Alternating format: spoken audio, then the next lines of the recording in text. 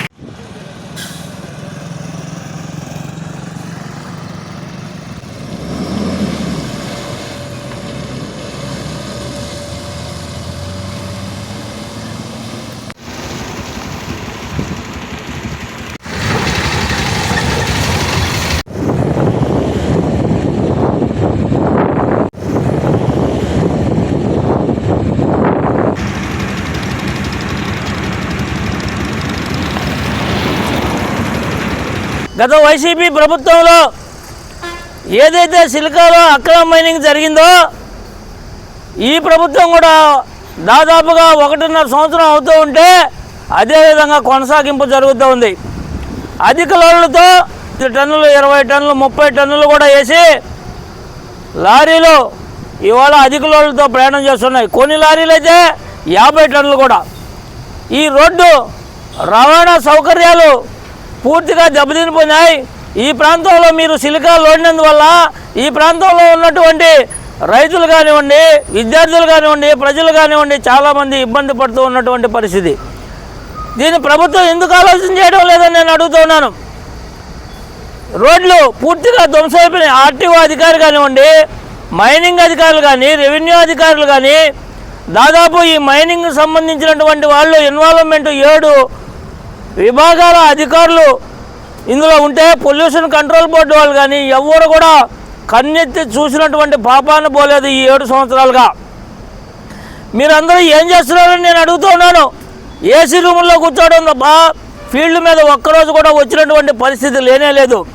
అదేవిధంగా ఒక లోడ్కి పర్మిషన్ తీసుకుంటే మీరు 10 లారీలు పంపిస్తూ ఉన్నట్టుగా మాకు విశ్వసనీయ సమాచారం.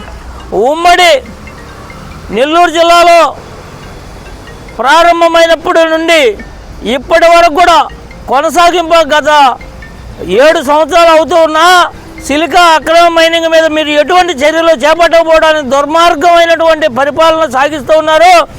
దీన్ని వెంటనే ఆపాలని నేను కాంగ్రెస్ పార్టీ తరఫున డిమాండ్ చేస్తూ ఉన్నాను.